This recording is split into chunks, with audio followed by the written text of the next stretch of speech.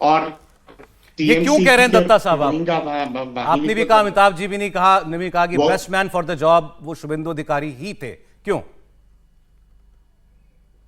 वो इसलिए क्योंकि टीएमसी में जितने सारे गुंडा वाहिनी है ना, गुंडा वाहिनी को कुचलने का क्षमता अगर किसी के पास है, वो हनुमान जी का गदा अगर किसी के पास है तो वो शुभेंदु भाई के पास है।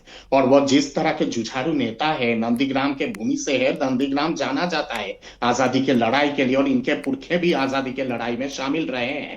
तो इसलिए वो लुंगी वाहिनी और रोहिंग्या वाहिनी शुभेंदु जी के नाम पे थर थर करके कांपते हैं। और इसलिए मैं समझता हूं कि माननीय प्रधानमंत्री जी, गृह मंत्री जी और भाजपा के राष्ट्रीय अध्यक्ष का सही निर्णय है। आप देखना है कि कितने जल्दी ये लुंगी वाहिनी और ये रोहिंग्या वाहिनी जो इलीगल बांग्लादेशी है, वो लोग पारीपार होके पेट्रोपोल और बेनियापोल के बॉर्डर से उस तरफ कैसे जाते हैं। सज्जन कुमार जी, गंगा में बहुत वादा आराम कर दोनों ने दिया, किया है, बर्दवान में और जाने आज की जरूरत विधायक दल की बैठक के बाद जब चुना गया शुभेंदु को, उनके जो पहले उद्घोष में उन्होंने भी घुसपैठियों का जिक्र किया है, गृह मंत्री अमित शाह ने भी घुसपैठियों का जिक्र किया है।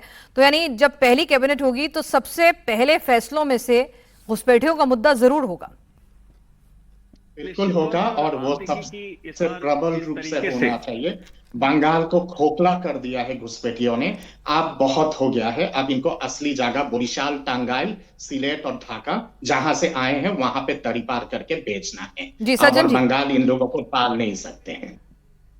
जी निश्चित तौर पे देखिए, इस बार जो मैंडेट है उसमें एक बहुत बड़ा, हालांकि हम उसे हिंदू ध्रुवीकरण, मुस्लिम ध्रुवीकरण कर रहे हैं, लेकिन उसमें और भी बहुत सारे कुछ है। पूरी की पूरी प्रेसिडेंसी रीजन, पूरे के पूरे बॉर्डर रीजन में, साउथ 24 परगना, नॉर्थ 24 परगना, पूरा कोलकाता क्षेत्र में जिस तरह का मैंडेट है, उसमें बहुत बड़ा, आप देखिए मिडिल क्लास बंगाली जो पिछली बार इस तरीके से खुल के नहीं आए थे, बहुत बड़ा कारण है कि जो बांग्लादेश में हुआ और जिस तरीके से वहां पे हिंसाएं हो रही थी, डेमोग्राफिक फैक्टर हो रहे थे।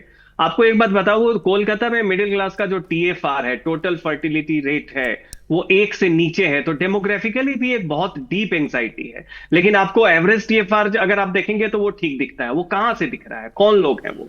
उस तरीके से देखिए, ये सुरक्षा का मामला है, डेमोग्राफी का मामला है। वैसे में एक तो सुरक्षा की बात है, दूसरी एक और जो शुभेंदु अधिकारी ने बार बार शुरुआत में कहा है, गणतंत्र। आप देखेंगे कि कंटेंट एनालिसिस में गणतंत्र काफी बार उन्होंने रिपीट किया। तो ये भी दिखाता है कि हालांकि परसों उनके पीए की हत्या कर दी गई, एक प्रोवोकेशन था कि फिर से वही रक्त रंजित इतिहास हो, ताकि लोग ये कह सके कि बंगाल में पार्टियां बदलती हैं, परिपाटी नहीं बदलती है।